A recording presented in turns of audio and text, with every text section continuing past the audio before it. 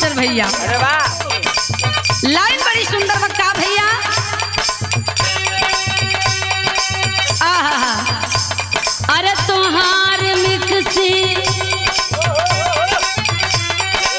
हमार मिक्सी,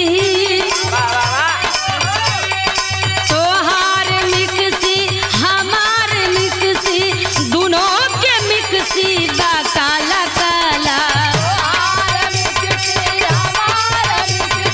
दोनों के मिक्सी बा काला काला,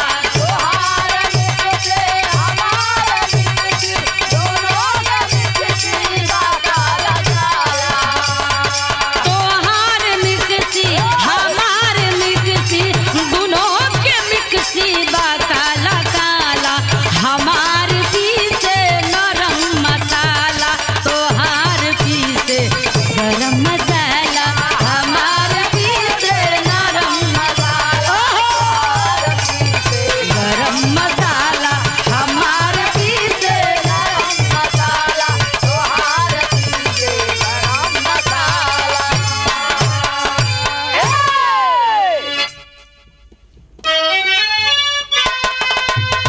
ओहो क्या बात है।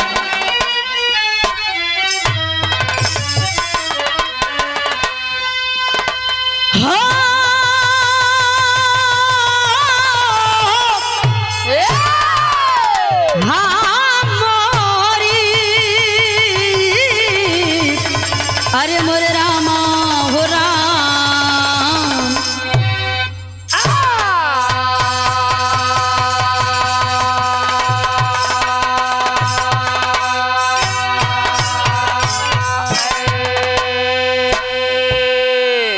ए भैया वाह, हम गायिका प्रियंका माधुरी अरे वाह, आप सबके बीच में एक बार फिर से वाह, एक दर्दनाक ओह, घटना विरह के रूप में अरे वाह, लेकर के प्रस्तुत हुई हूँ। उम्मीद है हाँ, कि ये विरह, ये हमारा गाना आप लोगों को पसंद आएगा। अरे वाह, कवि जी 4 लाइन भूमिका में संकेत कैल। आवा भैया कैसे।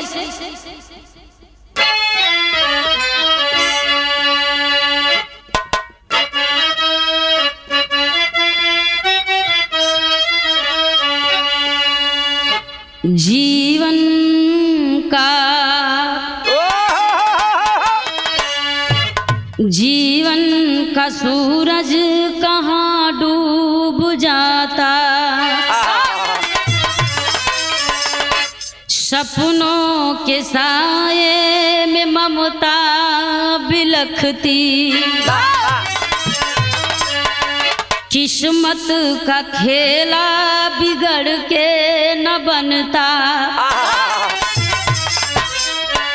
आँख में आंसू लेकर के मेदनी सिसकती,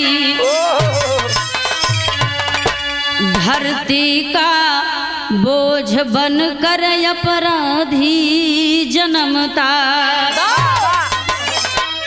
सोच कर कब तक मालिक रहमत बरसती,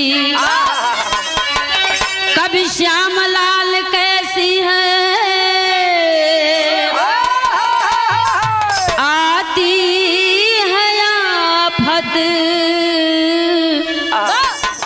चिनगारी बन कैसे है सोला धधकती,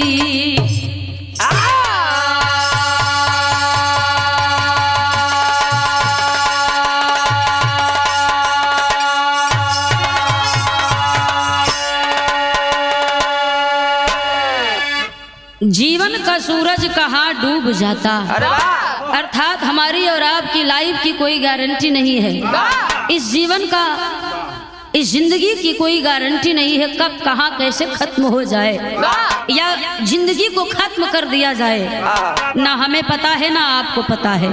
तो जब तक जिंदगी है, जिंदगी को, अपनी लाइफ को अच्छे से जिए, एंजॉय करें, सपनों के साये में ममता बिलपती, अपने घर परिवार को अपना सब कुछ मान करके परिवार को ले करके चलिए, क्योंकि जो नशा परिवार में है वो नशा किसी अन्य चीजों में नहीं है। हाय हाय किस्मत का खेला बिगड़ कर न बनता। एक बार अगर तकदीर बिगड़ जाए, समय बिगड़ जाए तो कोई काम नहीं आता है। आंख में आंसू लेकर मेदनी सिसकती, धरती का बोझ बनकर अपराधी जन्मता। कोई अपराधी माँ की कोख से नहीं होता। अपराधी तो हम आप दुनिया में आने के बाद बनते हैं। सोच कर कब तक मालिक रहमत बरसती, कभी श्याम लाल कैसी आती है आफत, चिनगारी बन कैसे सोला धधकती। हमारे बिरहा में एक लाइन गजल लगाता, बड़ी सुंदर गजल की लाइन में भैया आवा तनी मिजाज में तो।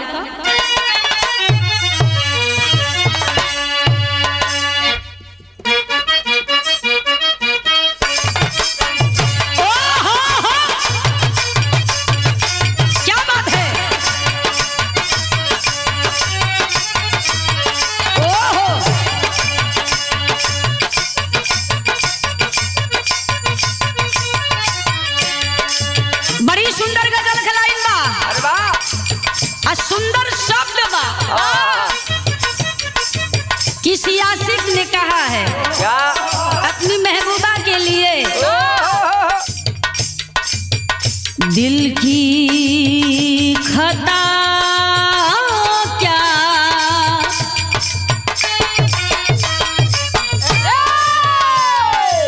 दिल की खता क्या उन पे बुराई,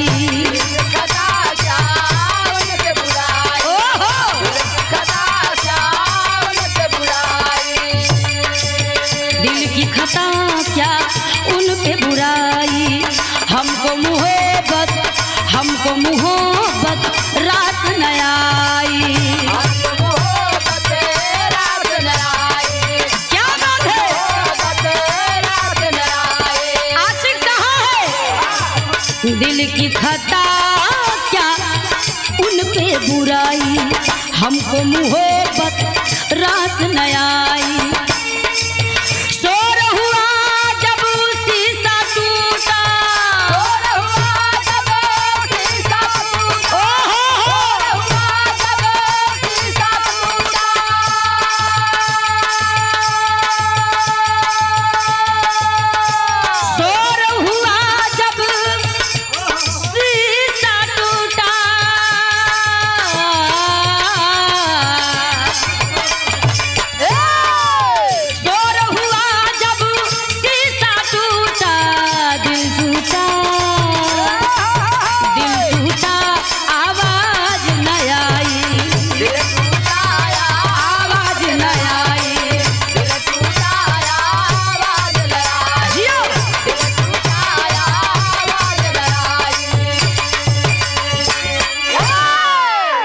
गजल का लाइन बा, भाव भी बड़ा नीमन बा, बड़ी सुंदर लाइन बा। का भैया आय हाय हाय, जीवन धारा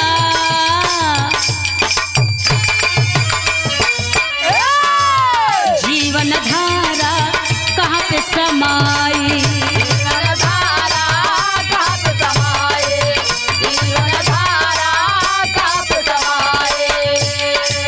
मौत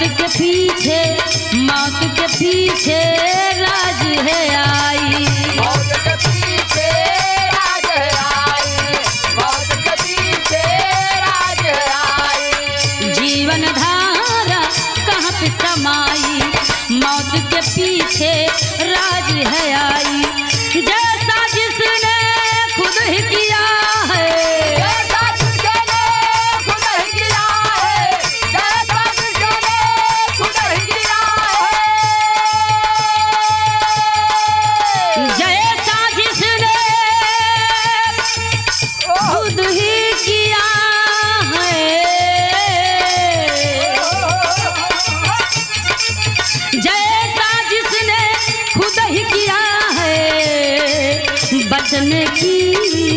बचने की ना काज है आई, बचने की ना काज है आई, बचने की ना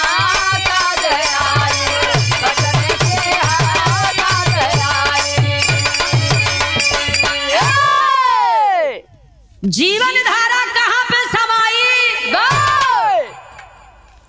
मौत के पीछे राज है आई, जैसा जिसने खुद ही किया है, बचने का ना काज है आई। कहानी का शुरुआत पा और नजम के लाइन में भैया कैसे,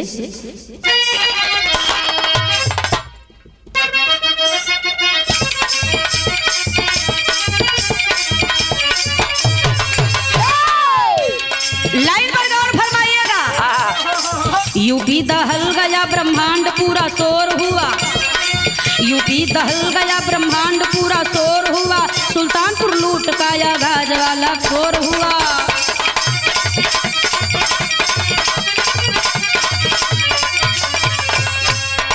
जिला जौनपुर में विधानसभा बदलापुर रहा, जिला जौनपुर में विधानसभा बदलापुर रहा, अगरौरा गांव थोड़ा वहां से है दूर रहा।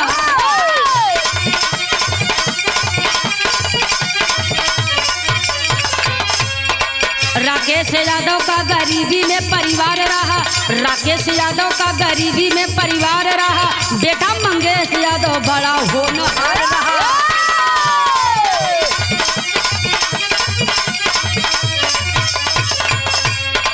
पिता गुजरात में अंदर ट्रक चलाया करते थे,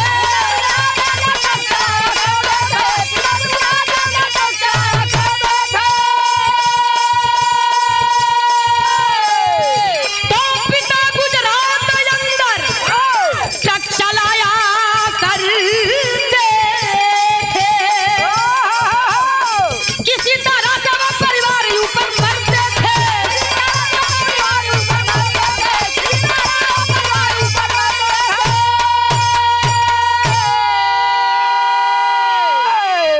कहानी पर गौर करेंगे। ए भैया, ये घटना जिला जौनपुर की है। जौनपुर जिला बदलापुर थाना बक्सा के अंतर्गत एक छोटा सा गांव है, कस्बा है, जौनी गांव का नाम है अगरौरा। अगरौरा का ही घटना बा, दिल दहला देने वाली घटना है। वही शब्द रिपीट करे, काट ले। अच्छा, दिल दहला देने वाली ये घटना है। जैसा कि उस गांव के रहने वाले राकेश यादव परिवार का मेन मुखिया हुआ। अरे वाह। राकेश की पत्नी है नाम शीला देवी बतावल गई। राकेश को बेटा हुआ, जौनी बेटा का नाम, जो इकलौता बेटा है, जौनी बेटवा का नाम मंगेश यादव बताया गया। और एक बड़ी ही प्यारी सुशील बिटिया भी है, जौनी बेटी रानी का नाम बा प्रिंसी यादव। अरे वाह। पिता क्या करते हैं, जो परिवार के मुखिया हैं, वो गुजरात के अंदर अहमदाबाद में ट्रक चलाया करते थे। उसी ट्रक की कमाई से परिवार चल रहा है, गुजर बसर हो रहा है। कुछ दिनों के लिए मंगेश यादव अपने पिता के साथ चला गया, पिता के साथ ही ट्रक पे रहने लगा। लेकिन कुछ दिन रहने के बाद अपने घर पर आया, अपने परिवार में रहने लगा, खुशी पूर्वक जीवन यापन हो रहा है। अरे बाबूजी, एक दिन जो बहन प्रिंसी यादव है,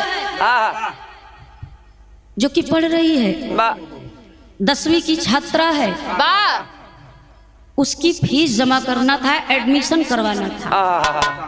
भाई से बोली, मंगेश यादव से बोली बहन कि भैया मेरा एडमिशन करा दीजिए, फीस जमा करवा दीजिए। जबकि पढ़ना मंगेश यादव भी चाहता था। पिता से बात किया, पापा मैं भी पढ़ना चाहता हूँ, मेरा भी एडमिशन करवा दीजिए। तो पिता बोले बेटा अभी पैसे की कमी है, तू किस दिन बाद एडमिशन ले लेना। बेटा मान गया, बोला कि अब मैं पढ़ूंगा ही नहीं, मैं घर पे रहूंगा, घर पे काम काज करूंगा। और वो 28 तारीख को अपनी बहन को लेकर के फीस जमा कराने स्कूल चला गया। लेकिन संयोग से प्रिंसी यादव जो मंगेश की बहन है, छोटी बहन है, वो बाबूजी फीस चार्ज का जो कार्ड होता है वो घर पर भूल गई थी।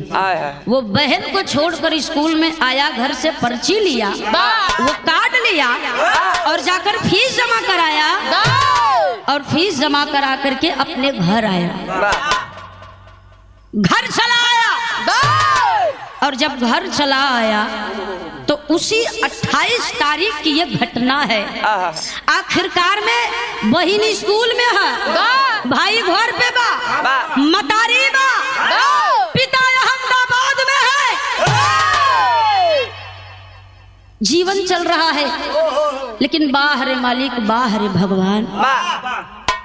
कहते हैं कि एक इंसान के दुख से नहीं परेशान है, एक इंसान दूसरे का सुख देख करके परेशान है।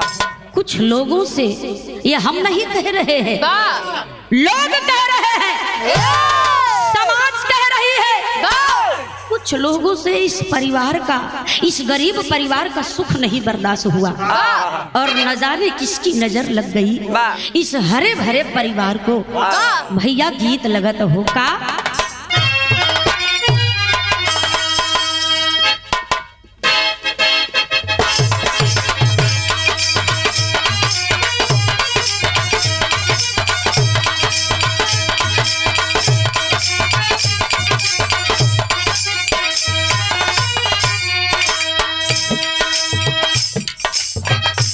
बड़ी सुंदर भाव गीत है बा। झाझर मड़ौआ जन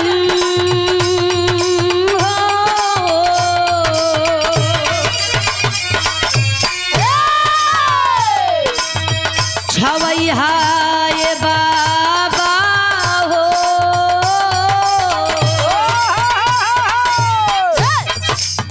ये तो गीत बा, लेकिन भाव पर गौर करेंगे। उस 28 तारीख को एक घटना घट रही है। क्या? सुल्तानपुर रहल,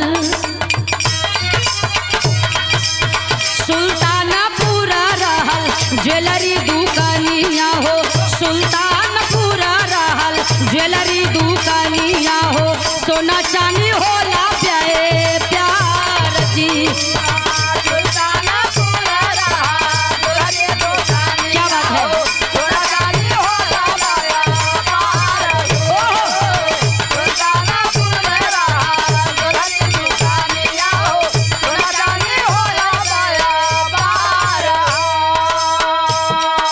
पड़ली डाकैती स्वर्ण कारा लूटाई गईले, पड़ली डाकैती स्वर्ण कारा लूटाई गईले, मंगे सा साथी भय फरार जी।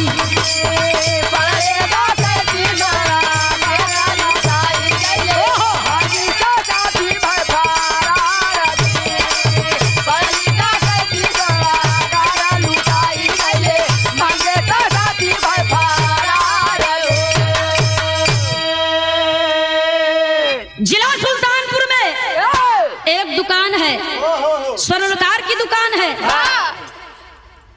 28 तारीख को दिन दहाड़े 12 डकैत, अरे वाह, हम ना कहते हैं, मीडिया कह रही है, पेपर कह रहा है, पेपर कह रहा है, न्यूज वाले बता रहे हैं कि दिन दहाड़े 12 डकैत नकाबपोश ज्वेलरी शॉप में घुसे। स्वर्णकार और उसका बेटा, ग्राहक बैठे हुए थे, सोना चांदी जो भी था ग्राहक को दिखा रहे थे। इतने में 12 डकैत घुसते हैं।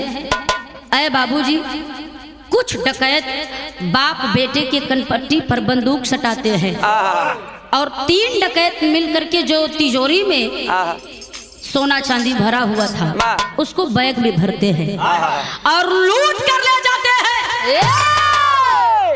वो 12 के 12 फरार हो गए। अब देखिए घटना घटी है कहाँ, जिला सुल्तानपुर में 12 डकैत, कोई अकेला कोई डकैत नहीं गया, जिसमें 12 डकैत शामिल थे और 12 ने मिलकर के चोरी की।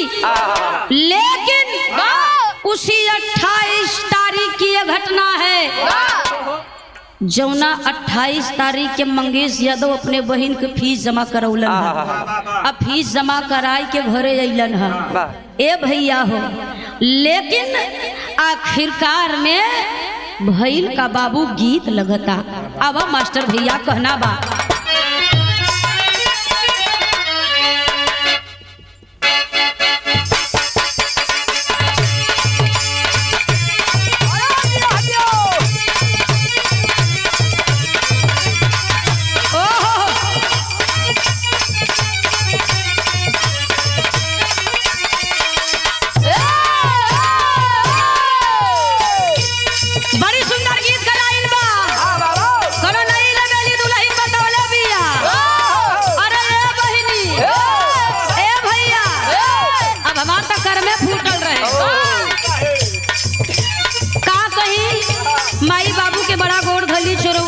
देखो हमके दुल्हा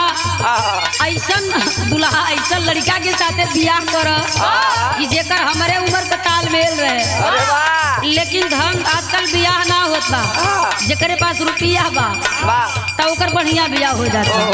कुछ हमारो माई बाबू का स्थिति ऐसा ही रहे, माई बाबू रुपया पैसा के देख के का बताई हमार जोड़ी नहीं लगौला। उ कहले बा, का कहला जोड़ी लगा देले बा,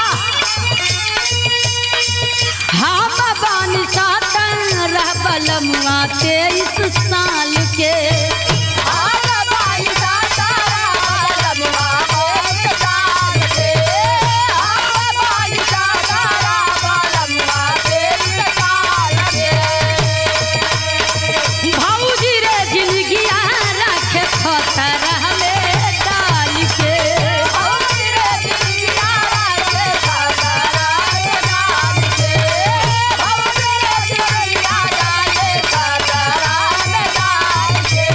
अपने भौजाई से बतावा दिया, हम बानी सतर बलमुआ 23 साल के, भौजी रे जिंदगिया रखे खतरा में डाल के। केतना होई नीमन कह दिया, केतना होई नीमन तासु तैबे नुकरी, केतना होई नीमन तासु तैबे नुकरी, केतना होई नीमन तासु तैबे नुकरी, केतना होई नीमन तासु तैबे नुकरी। अतना फराक बायु मरिया में त कमरिया तू खैबे नुकरी। ए हो अतना फराक बायु मरिया में कमरिया तू खैबे नुकरी। ए हो अतना फराक बायु मरिया में कमरिया तू खैबे नुकरी।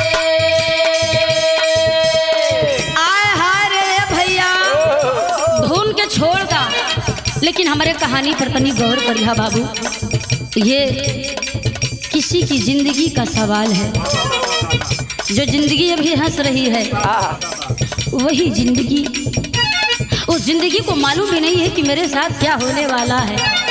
वो जिंदगी हर्षोल्लास में जी रही है, लेकिन जब सुल्तानपुर के स्वर्णकार के ज्वेलरी शॉप में डकैती हो गई तो स्वर्णकार छाती पीटते चिल्लाते रोते थाना पर पहुंचा, FIR किया, रपट लिखवाया। रपट किस तरीके से लिखवाया, भाव में कहना है मास्टर क्या,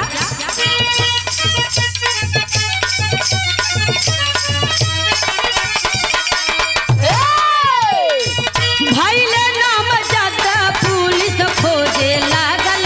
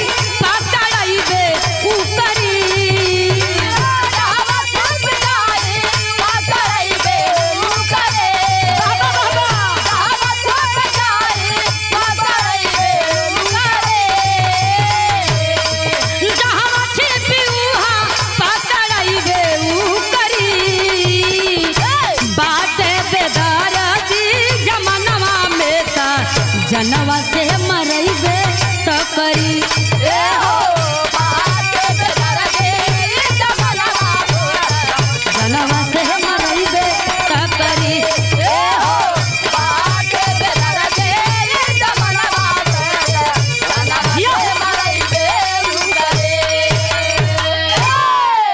ए भैया खाने पर नामजद्दी रपट लिखा गया। पुलिस ने छानबीन करना शुरू कर दिया। छानबीन करते करते पुलिस आखिर किस मौके पर किस निर्णय पर पहुंची? अंतरा के लाइन में कहना बका मास्टर।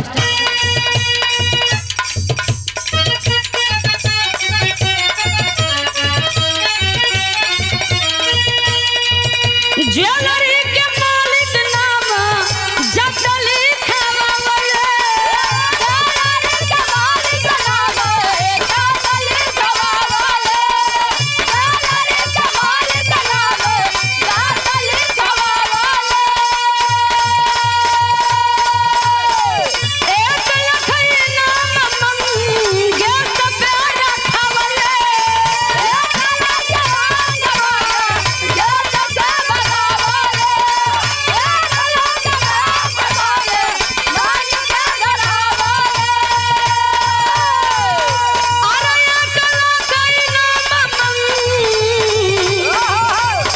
गैस पर लिखावा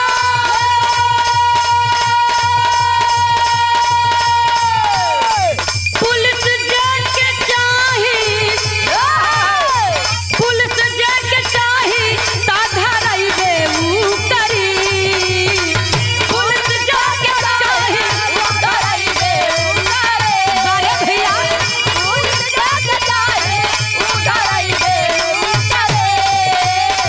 पुलिस जाके चाही ता धरइबे उ करी बाते बेदारा दी जमानवा में ता जनवा से मरइबे करी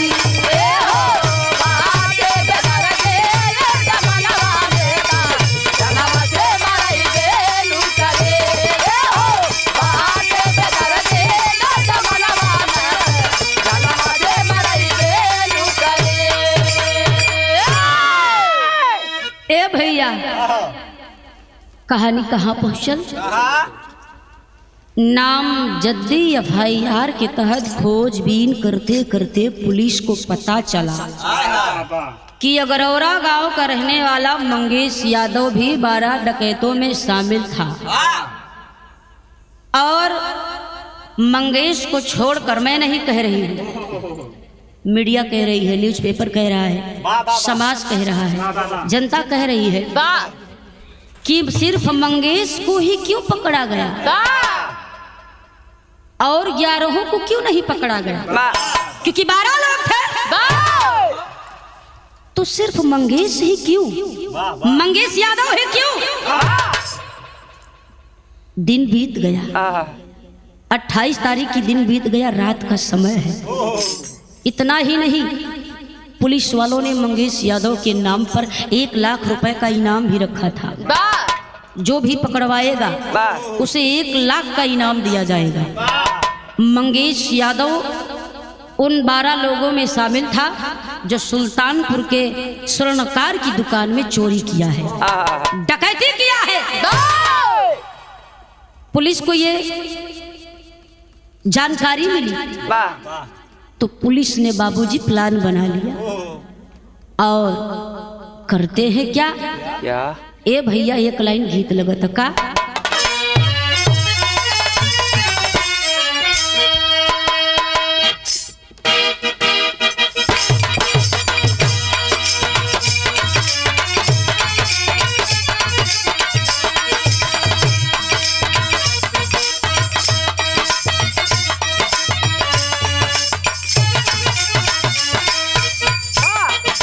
मैंने पहले ही बताया कि 28 तारीख का दिन बीत गया, रात की बारी है, नाइट की बारी है, रात आई है। जब रात का पहरा हुआ, रात का बेला हुआ तो रात के बेला में आए हाय हाय, घर का मुखिया घर पर नहीं है, कमाई कर रहा है, रुपए इकट्ठा कर रहा है परिवार को जिलाने खिलाने के लिए, बिटिया को पढ़ाने के लिए, गृहस्थी चलाने के लिए। और इधर राकेश यादव की पत्नी और बेटी प्रिंसी यादव अंदर सो रहे हैं और बाहर बेखौफ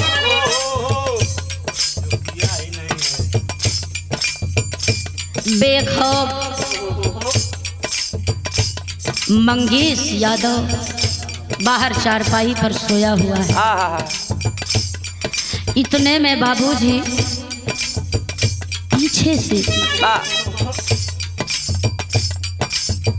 पीछे से पुलिस वाले उसके दरवाजे पर आते हैं और आकर के चारों तरफ से मंगेश यादव को घेर लेते हैं।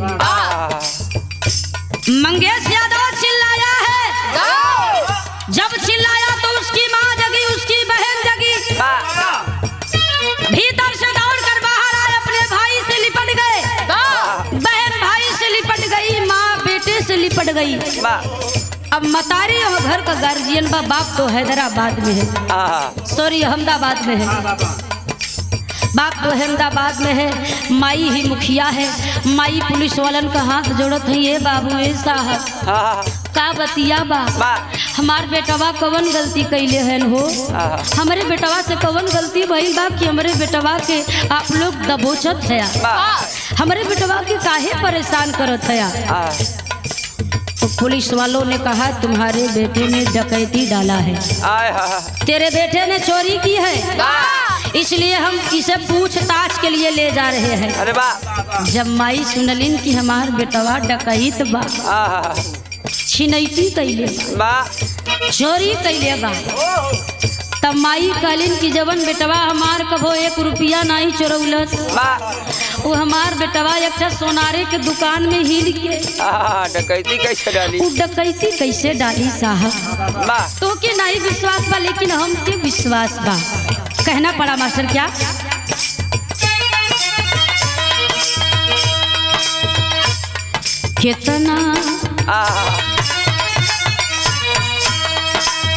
केतना बड़ाई करी गोरिया हो,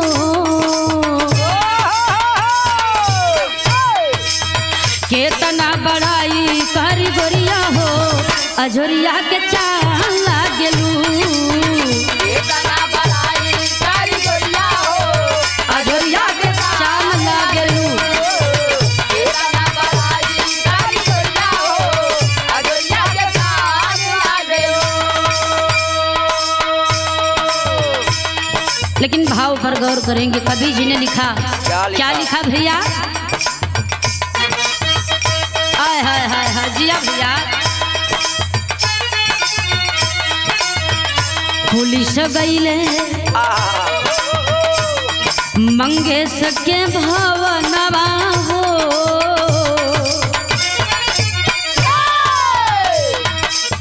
पुलिस गईले मंगेश के भवनवा हो, नयनवा से लोर छुएला,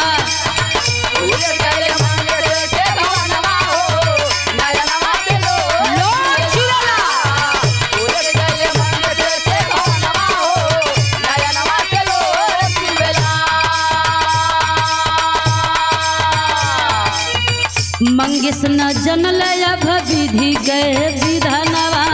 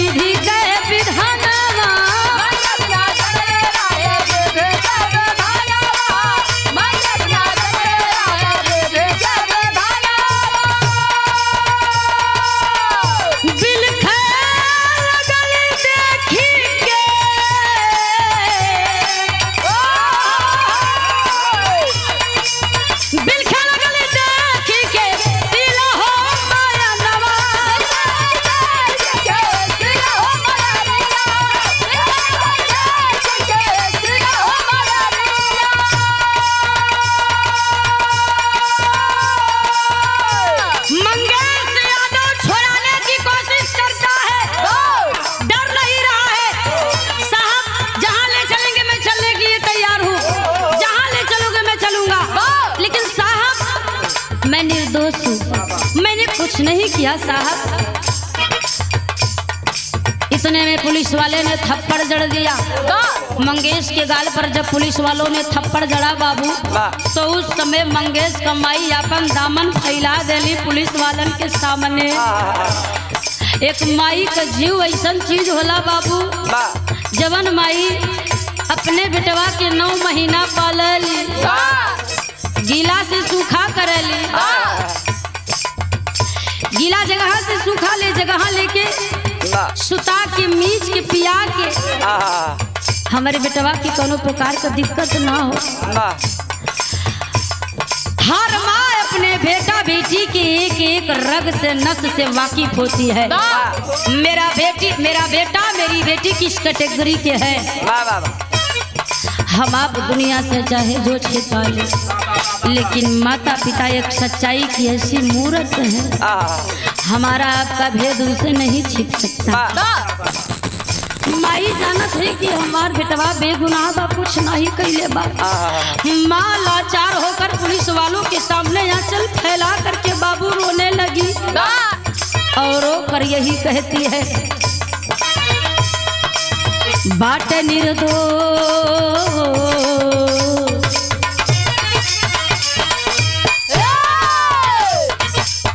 बाट निर्दोष मोर ललनवा हो, बाट निर्दोष मोर ललनवा हो, नयनवा से लोर चुएला।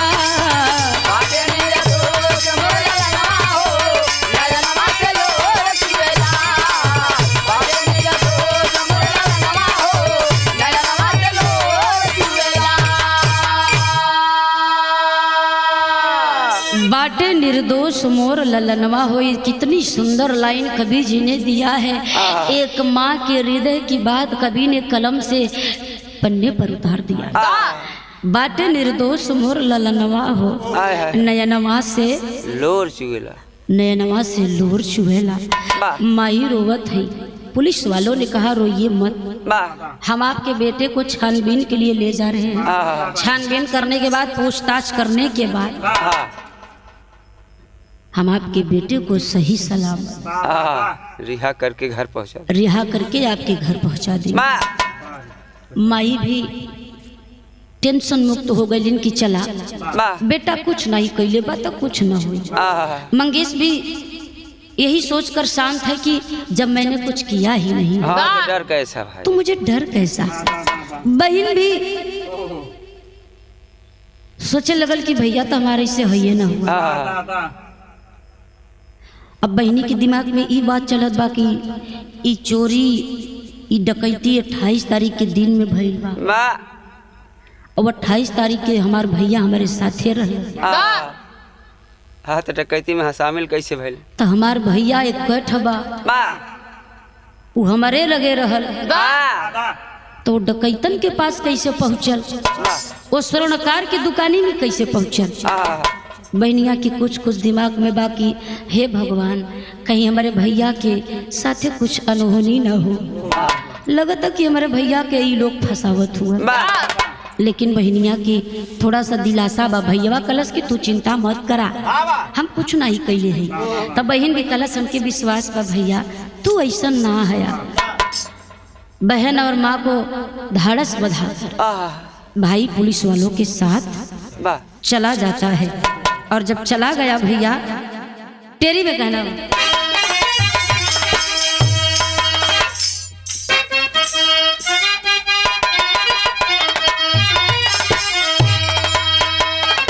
कि अरे मोरे राम लालची ही जीव का काल बन गया, लालची ही जीव का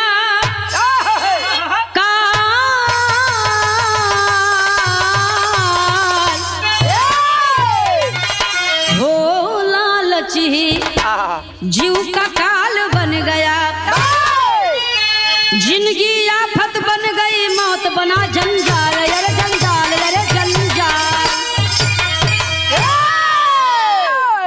लालच ही जीव का काल बन गया। वाह देखिए ना मुझे पता है ना आपको पता है।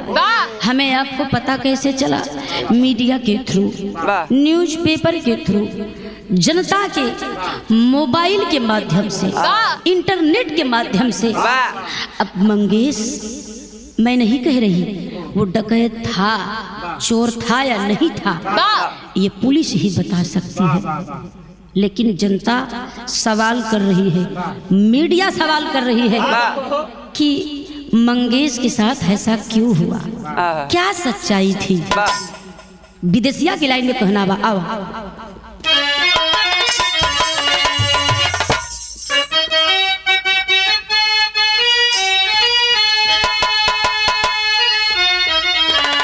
मंगेश संघवाती ना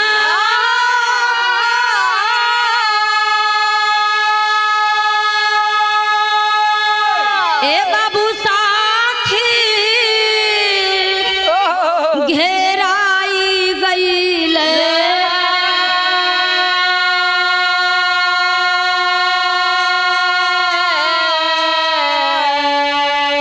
अरे सोचल कि कवना बनाई अब बहाना।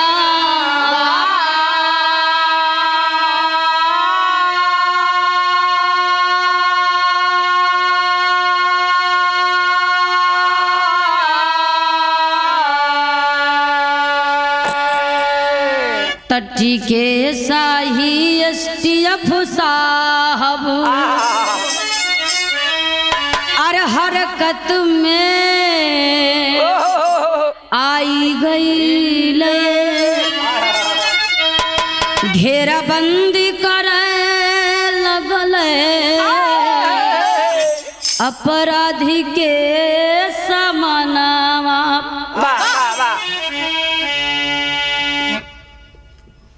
मंगेश के साथी के गोली लगली टंगरिया में।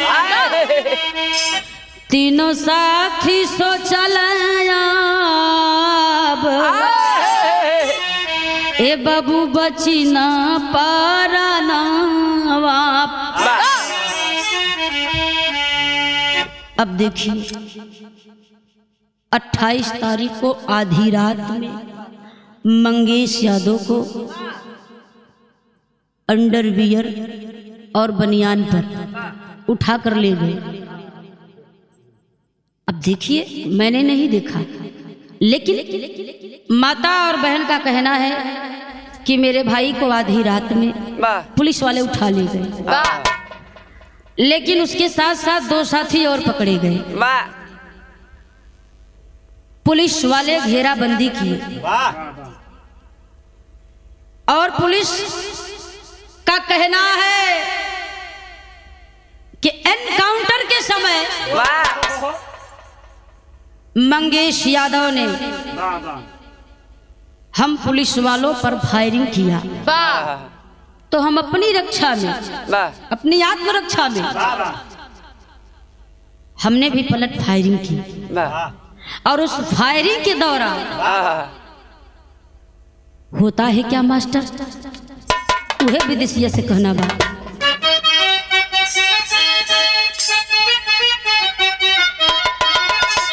अरे तबले तड़ तड़ गोलियां, तबले तड़ तड़ गोलियां मंगेश पर चलावे लगले। अरे घटना या स्थल पर ताजी दिहाले पारानावा।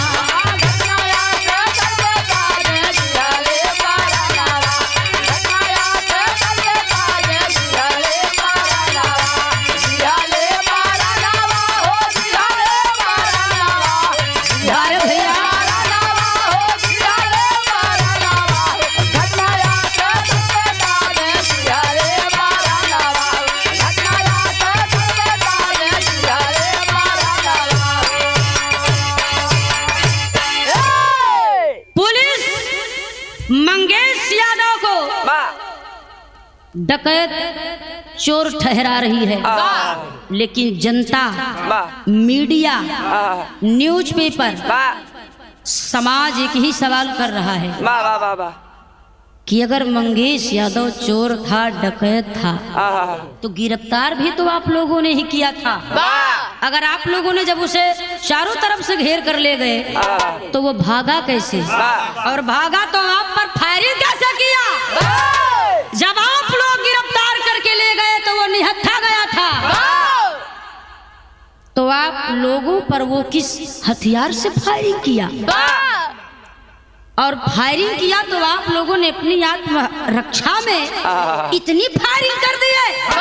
फायरिंग करती थी तो पैर पे गोली मार देते, हाथ पर गोली मार देते, कम से कम उसकी जान बची रहती। आप छानबीन करते, पूछताछ करते, मार के करते, लेकिन आपने तो पूरा सबूत ही मिटा कर रख डाला। ये मैं नहीं कह रही हूँ, समाज मांग रहा है न्याय। माँ का कहना है कि मेरा बेटा निर्दोष था, बहन बिलक कर कहती है कि मेरा भाई गुनाहगार नहीं था, बाप रो रहा है कि मुझे तो कुछ पता ही नहीं था, मुझे तो तब खबर हुआ जब मेरा बेटा मर चुका था। अरे बाबूजी, इसलिए जरा संभल कर चलिए। कहना है मंगेश यादव पर तड़ातड़ पुलिस वालों की फायरिंग हुई, मंगेश यादव वहीं के वहीं ढेर हो गया। मंगेश यादव तो मर गया, लेकिन गीत लगत भैया कहना बका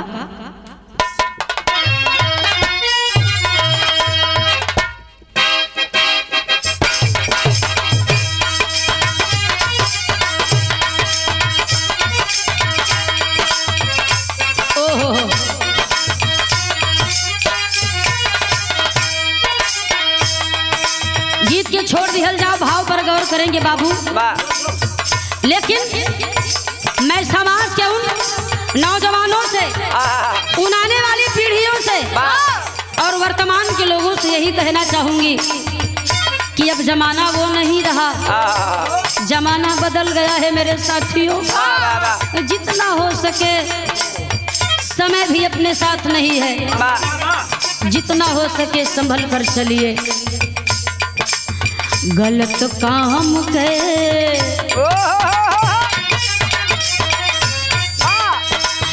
गलत काम के गलत परिणाम रे समैया,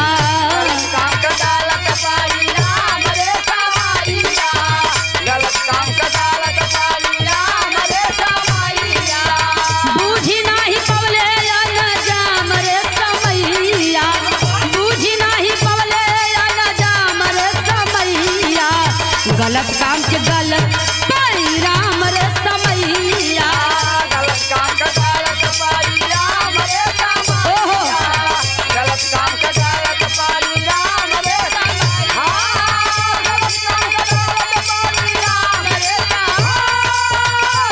काम का गलत परिणाम रे समैया, गलत काम का गलत परिणाम रे समैया, गलत काम का गलत परिणाम रे समैया। अब जरा कहानी पर नजर गड़ा कर रखिए, कान खोल कर रखिए, कहानी को सुनिए। माँ बहन को इंतजार है कि पुलिस ने कहा है, पुलिस वालों ने कहा है पूछताछ करके हम तुम्हारे भाई को तुम्हारे घर छोड़ दें। मतारी बहन इंतजार करते है कि भैया हमारा आवत हुई है,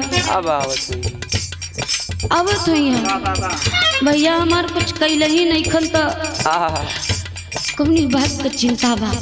लेकिन ए बाबू, जमुना माई बाबू के दुनिया में एक बेटा हो,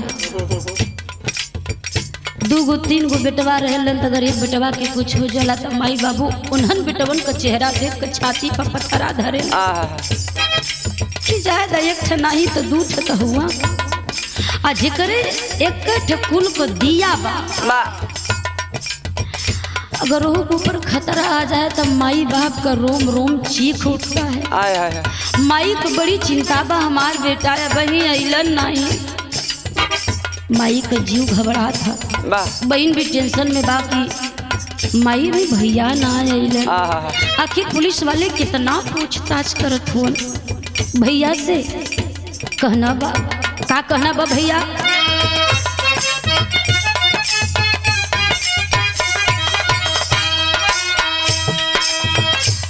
माई बहनी सोचा थे घर में बा और अचानक वह मतारी बहन के खबर का मिलत बा का घरवा में मिलल ना काउंटर पे खबरिया, घरवा में मिलल ना काउंटर पे खबरिया, घरवा में मिलल ना काउंटर पे खबरिया। सुन के बेहोश भइल शीला मातरिया हो, बेहोश भइल शीला मातरिया हो, इनके बेहोश भइल शीला मातरिया हो। बेटवा नाही कैले से ऐसन काम रे समैया, बेटवा नाही कैले से ऐसन काम रे समैया, गलत काम का गलत परिणाम रे समैया हो। क्या बात है?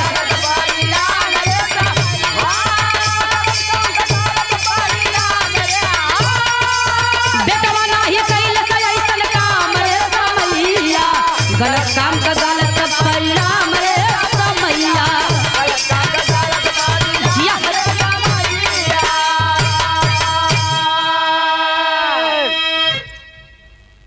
माई बेटी तो यह सोचत है कि भैया हमार बबुआ हमार आवत हो यहाँ, तब ले बाबू खबर मिलल हो कि तुम्हारा बेटा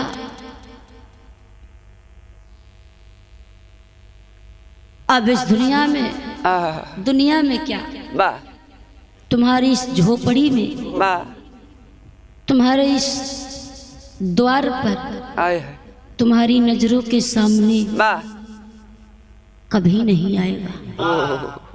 माई कली काहे भैया ऐसन काहे कहत है यार?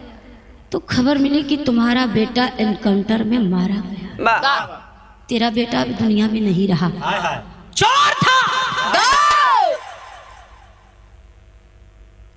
कहते हैं कि बुरे कर्म का बुरा नतीजा, बुजुर्गों ने कहा है। बा अब मंगेश गुनहगार था कि नहीं था मैं नहीं जानती, बा लेकिन मीडिया जो कह रही है, लोग कह रहे हैं, मंगेश की माँ कह रही है, बहन कह रही है, पिता कह रहे हैं, गांव समाज कह रहा है,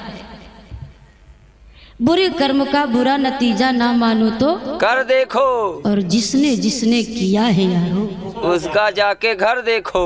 बारे भैया डियार भैया, ए भैया माई जब सुनलिन कि बेटा मंगेश दुनिया में ना हुआ, धरती पर गिरी गईलिन, बा छाती पीट के चिल्ला चिल्ला के लगली ना रोवे। आय हाय आ जब रोवे लगलिन तो धीरे धीरे गांव जवार के लोग जुटे लगलन। बा मतारी बड़ी लपटिया के रोवत है, एक तरफ माई रोवत बा, एक तरफ मंगेश का बहन माई से लपट के रोवत बा।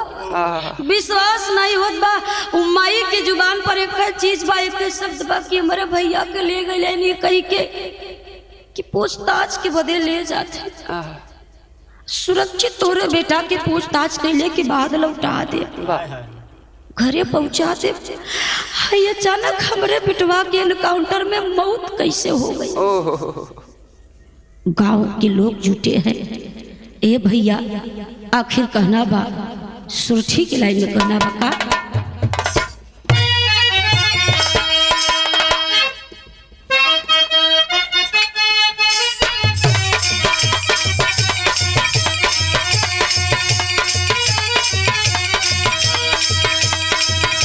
बड़ी सुंदर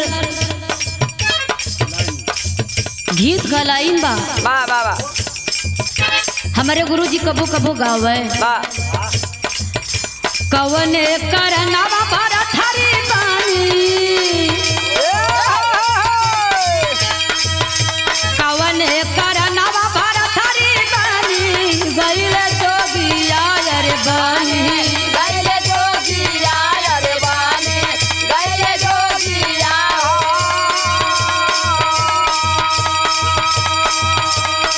ई तो गीत बा लेकिन भाव पर गौर करेंगे। ए भैया हो कहना बा, ये घटना जो घटी है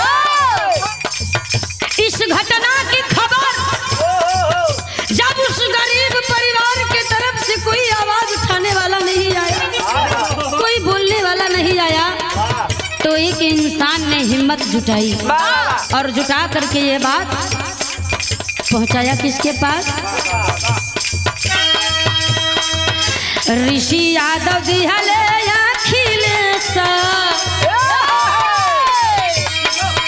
ऋषि यादव दिहले अखिलेश के खबरिया हो, के खबरिया अखिलेश के खबरिया हो।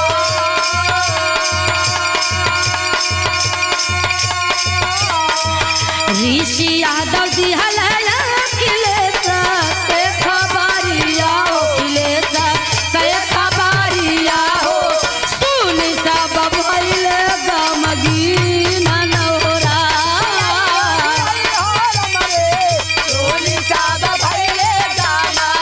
जिया भैया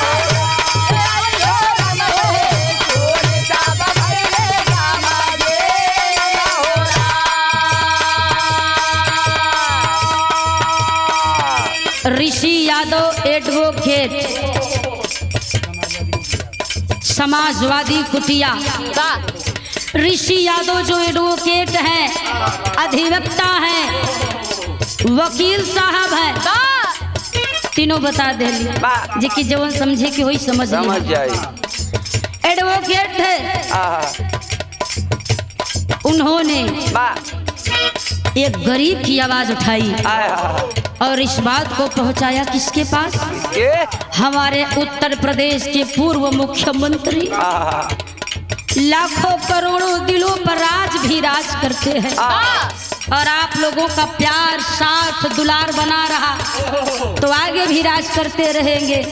जो गरीबों के कंधे से कंधा मिलाकर चलते हैं, माननीय पूरे प्रदेश के भैया, चाहे बच्चा हो, बूढ़ा हो, बूढ़ी माँ हो, भाभी ही क्यों ना हो, कोई कुछ नहीं कहता, बस एक शब्द हर इंसान के जुबान पर होता है, अखिलेश भैया। ऐसा कोई नेता नहीं है जिसके नाम में पहले भैया आता हो, लेकिन धन्य हुआ भैया अखिलेश जी। ऋषि यादव एडवोकेट साहब, उन्होंने ये सूचना, ये खबर भैया अखिलेश तक पहुंचाई। जब भैया अखिलेश जी ने सुना तो उन्हें बड़ा दुख हुआ, बहुत ही तकलीफ हुई और उन्होंने एक क्षण भी देर न लगाया और आकर के पीड़ित के परिवार से उन्होंने एक क्षण भी देर न किया और इस बात पर फौरन फोन के द्वारा सारी जानकारी लेते हैं और जानकारी लेकर के कहते हैं कि हम जांच करवाएंगे। जांच होगी, मंगेश यादव गुनहगार था या नहीं था, सच्चाई क्या है।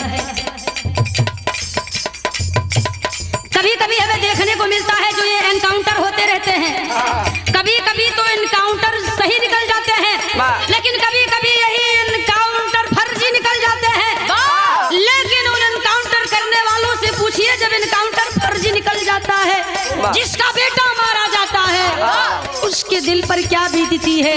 ये एनकाउंटर करने वाले एक बार भी नहीं सोचते हैं कि ये किसी का बेटा है।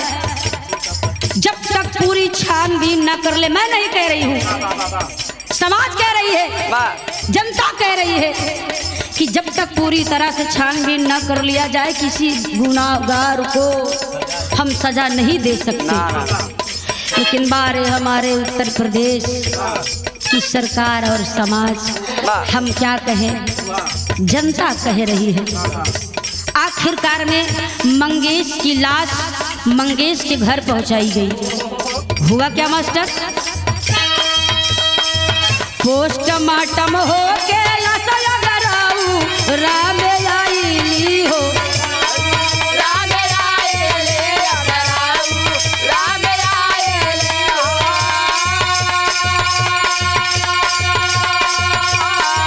पोस्टमार्टम हो के राम आईली हो, राम आई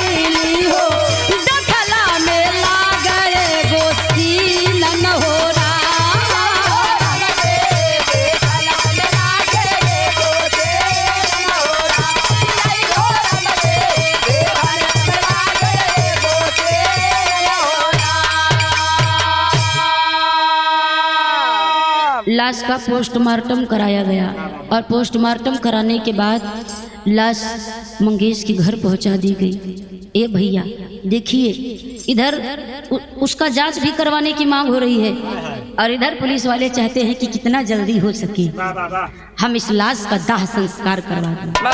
हम नहीं कह रहे हैं, ये मीडिया के लोग कह रहे हैं और मीडिया के लोग झूठ तो बोलेंगे नहीं। ए भैया, लेकिन क्या कर सकते हैं, आखिरकार में गीत का लाइन बा भैया, जब लाश दुआरी पे आइल बा तब बाहरे माई बाहरे बहिन बाहरे उ गाँव का लोग आज माई का करेजा पर बाबू अंगार बरसत बा। माई रोवत बा छाती पीट के बेटा के देख के। गीत लगत भैया का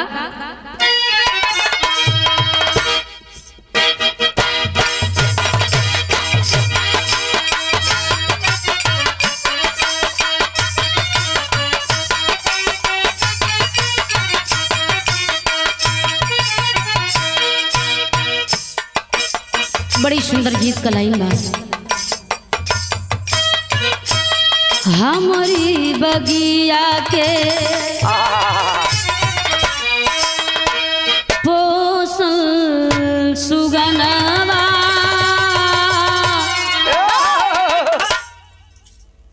सुगनवा कहवा चली भेजे हो, लेकिन बिरहा के भाव पर गौर करेंगे बाबू। कहना पड़ा क्या, आज माई अपने बेटा का सूरत देखत है तो लगा था कि हमार बेटवा सोवत हुआ।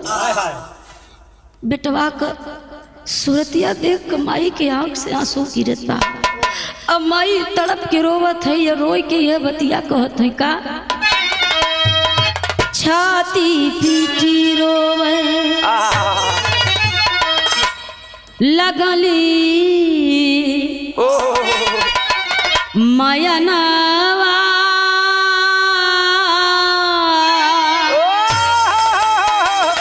अरे छाती पीटी रोवे लगली माया नावा सुगनवा कहवा चली भइले हो।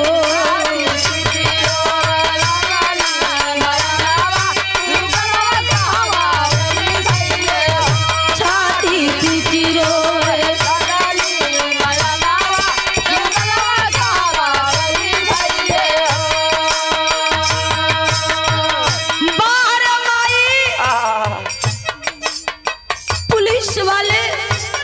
उसके बेटे को गुनहगार ठहरा करके मार भी दिए, लेकिन माँ का जिगर है, बेटा मर चुका है, लेकिन माई का करेजा अब नहीं मानता कि हमार बेटा गुनहगार हुआ। वो रोवत है, लेकिन उनके मुँहवा से का बात निकलत बा, मेरा दोस्त रहल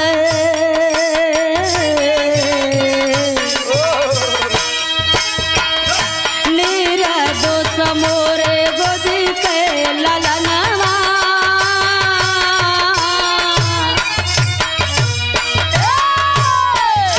नीरा दोस्त मोरे गोदी के ललनवा सुगनवा कहवा चली भइल हो।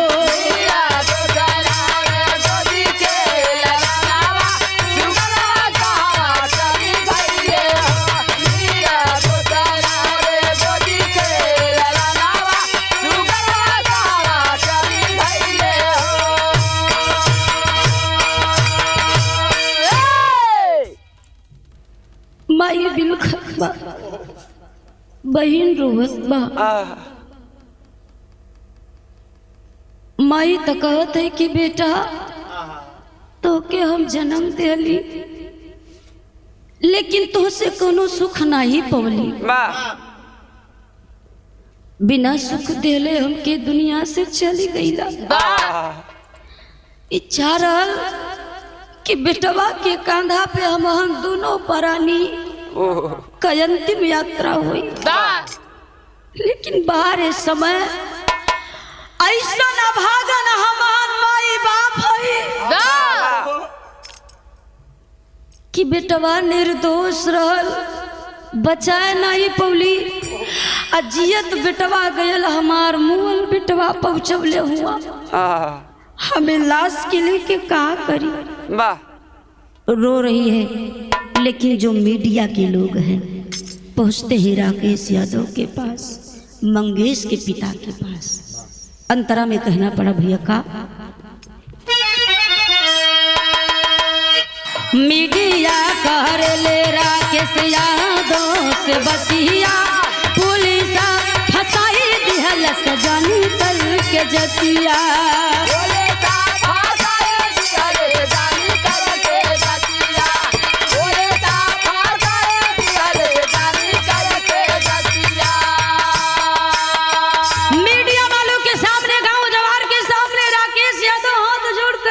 कि मेरा बेटा ऐसा नहीं था, मेरा बेटा गांव को छोड़कर कुछ दिन तो मेरे साथ ही था, लेकिन उसने जिद किया कि पापा मैं घर जाऊंगा, कुछ दिन माँ बहन के साथ रहूंगा।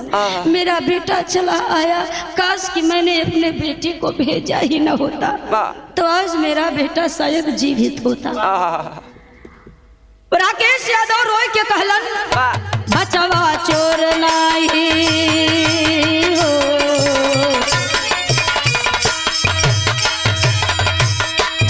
बचवा चोर नाही जानेला जहानावा।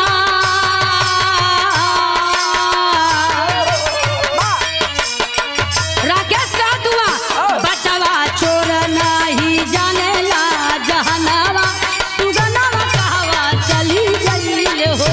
बचवा चोर नाही जानेला जहानावा, सुगनावा कहवा चली गईल हो। बचवा चोर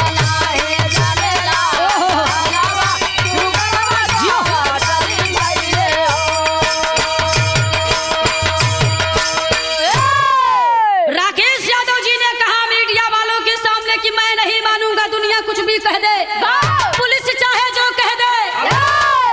एक बाप एक माँ ही अपने औलाद के बारे में जान सकता है कि उसकी औलाद कैसी है, मुझसे बेहतर कौन जानेगा।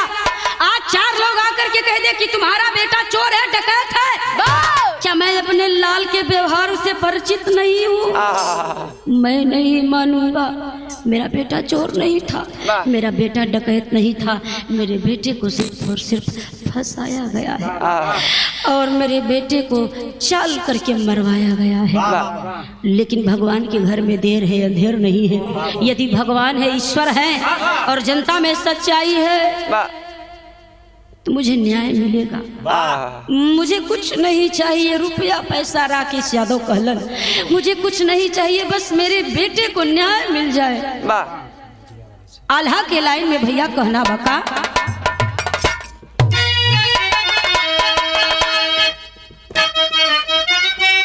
आय हाय हाय जिया भैया, अरे जैसे हो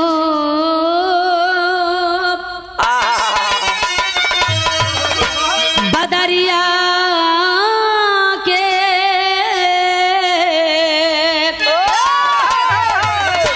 अरे जैसे हो बदरिया के बयरिया उड़ावे बाबू।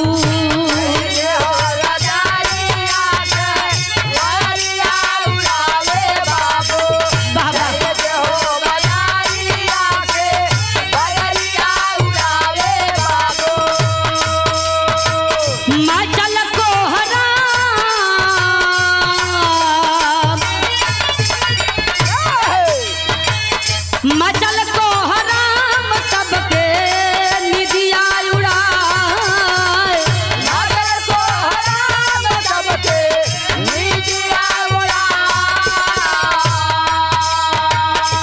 मछली शहर सांसद प्रिया सरोजयली बाबू, मछली शहर सांसद प्रिया सरोजयली बाबा, मछली शहर दिहाली परिवार के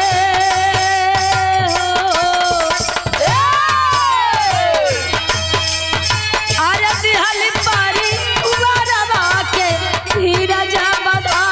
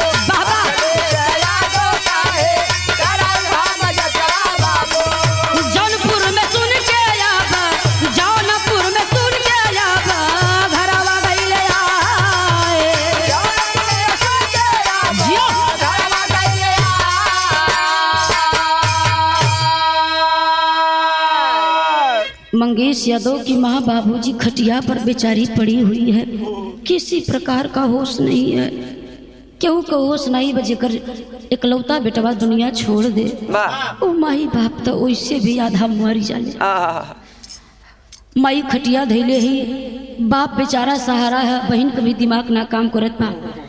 देखिए गांव जवार के दूर दूर से लोग दरवाजे पर जुटे हुए हैं, पिता बैठा है, बेटी बैठी है। मीडिया वालों ने आज तक की न्यूज से, वाह मीडिया वालों ने प्रिंसी यादव से सवाल किया कि बेटा आहा आप अपने भाई के बारे में कुछ बता सकती हैं? वाह आपके भैया 28 तारीख को कहाँ थे? आहा तो प्रिंसी यादव ने लड़खड़ाती हुई जबान में रो कर के यही कहा कि 28 तारीख को मेरे भैया मेरा फीस जमा कराने गए थे, वाह मेरे साथ गए थे। ओह और जो फीस का रसीद होता है, वाह कार्ड होता है, हम घर पे भूल गए थे। वही रसीद लाने हमारे भैया गए आहा और जा कर के रसीद के साथ फीस जमा कराए और घर चले आए। वाह और जब मैं घर आई तो देखी मेरे भैया तब से घर पर ही थे, आहा और उसी दिन दहाड़े की ये चोरी का इल्जाम लग रहा है। वाह लेकिन मेरा दिल जानता है, मेरी माँ जानती है, हम जानते हैं हमारा भैया चोर नहीं था। वाह ए भैया, हाँ परिवार को धाड़स बंधाने के लिए, धीरज बंधाने के लिए, वाह साहस देने के लिए आहा सांसद प्रिया सरोज भी वहां पर पहुंची। भैया अखिलेश यादव जी को खबर मिली, वो भी पीड़ित परिवार से बात किए और सांत्वना दिए हैं कि चिंता मत करिए, बेटा बेगुनाह है तो बेगुनाह साबित होगा, ये बर्दाश्त नहीं होगा। हम आपके साथ हैं, चाहे जिस हौसले से, आप टेंशन मत लीजिए, चिंता मत करिए। आपके बेटे के केस में पूरी तरीके से, पूरे सच्चे, पूरे दिल से हम जांच करवाएंगे और इसकी तह तक जाएंगे।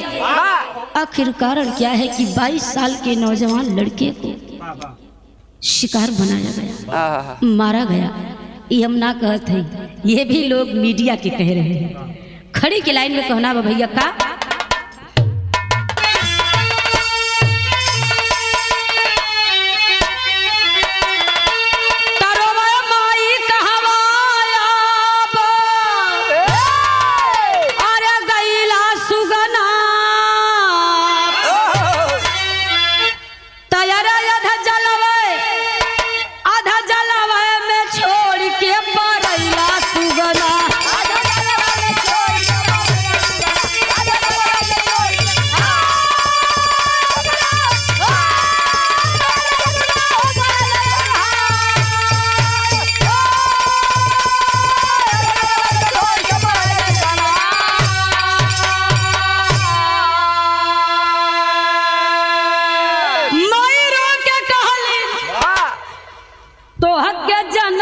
के हम कुछ न पवली, रोय के बेहाल करी सपना उड़वली।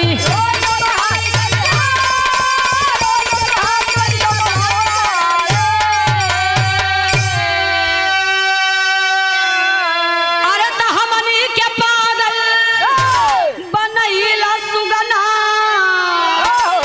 तयधा जलवा में छोड़ के परैला सुगा।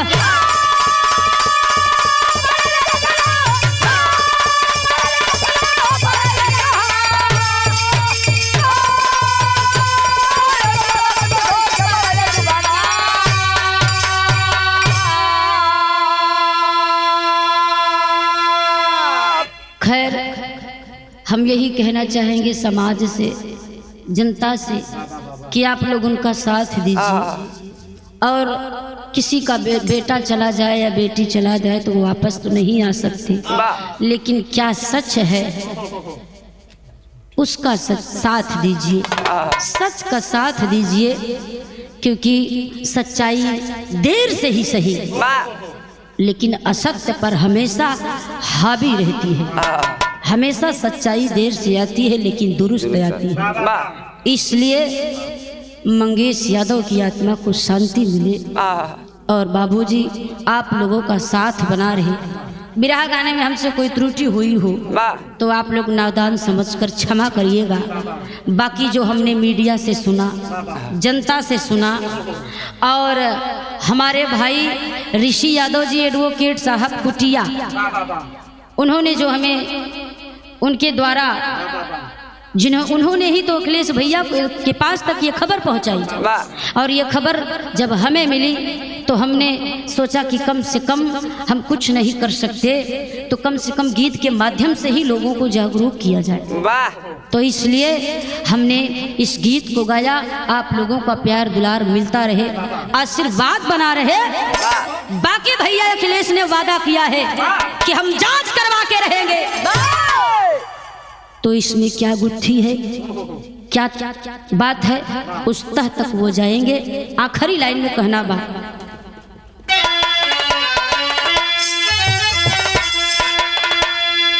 जय जखाल गुरु जद्दू हबीबुल्ला की फुलवारी, राजेंद्र कवि परशुराम श्यामलाल की तैयारी।